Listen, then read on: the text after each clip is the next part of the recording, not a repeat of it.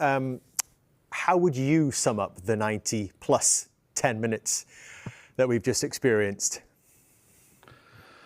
Now, when I heard you correctly, you were saying football match.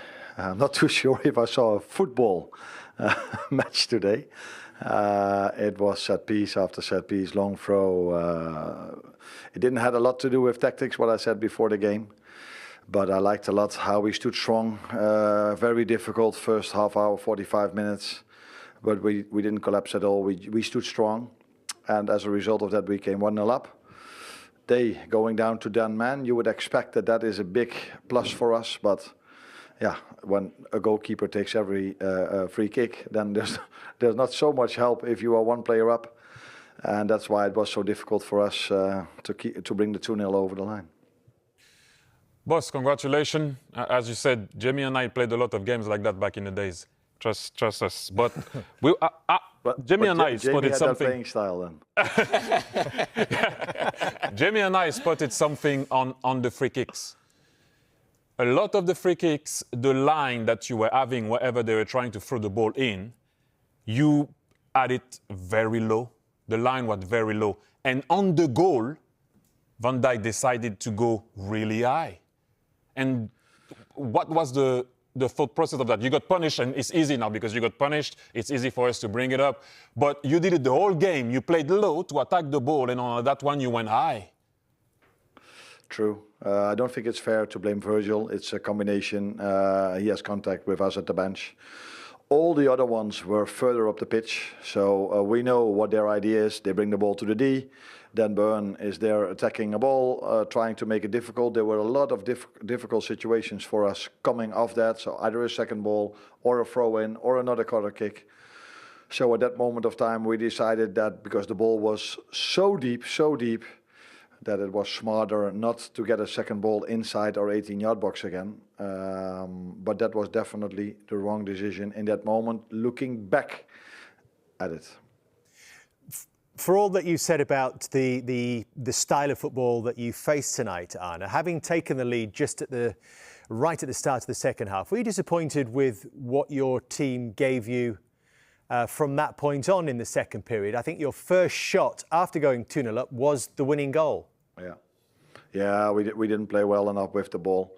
Every time when we came in the end phase of an attack, our attackers immediately tried to force something, which never led to anything. A few crosses that ended up behind the goal. But like I said, I have to look back at it, but I don't think there was so much open play to be played. And as I said, in a set piece, a long throw and a long ball from the goalkeeper, you don't need an extra. Yeah, it's always nice to have an extra man, but it does not so as beneficial as if they want to bring the ball out from the back and we can press them. So yes, with the ball, the one and only attack that was good in the second, apart from maybe the 2-0, but when after that was the one that led to the goal, which was a great attack. And for the first time, we went from right to the middle to the left, and a great goal for a 16-year-old. And the impact of the substitution, the young boy Rio, is caused huge excitement, I think, amongst Liverpool supporters, certainly in the pre-season games. And on the fact of Luis Diaz moving on, does it make you almost change maybe your thought process in terms of maybe replacing Luis Diaz in this next week because you've got such a young special talent like Rio?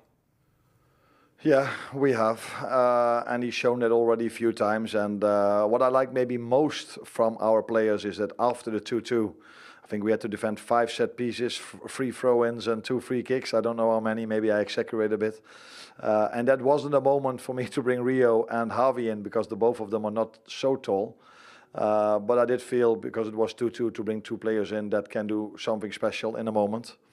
And then it's always nice that he scores a goal. I do remember, Jamie, before the game.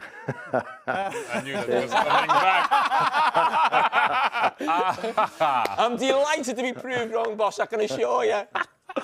Yeah, no, but you were right. Last season I could bring in Trent Alexander-Arnold and Luis Diaz and Dominic Szoboszlai. But the end result is not the same because last season we were 3-2 up in the last minute. And they scored the 3-3, and today it was 2-2 and we could score in the last minute. But I think this is also what makes the Premier League special. Maybe it wasn't the best game in terms of tactics, in terms of playing football, but I think every fan everywhere around the world enjoyed watching this game of football. Also, because their fans were amazing in terms of the help they gave the home team. Absolutely, Arne. It was a great watch. And when that ball falls to Rio with 100 minutes on the clock, did you expect him to score? It was a big chance, and he's a player that can finish really well for his age. So how firm his shot was, you don't see this often, and for a 16-year-old. I did hear someone say afterwards in the dressing room, I'm not going to say who it was, but I probably would have taken that ball, have a first touch, and then finish it off.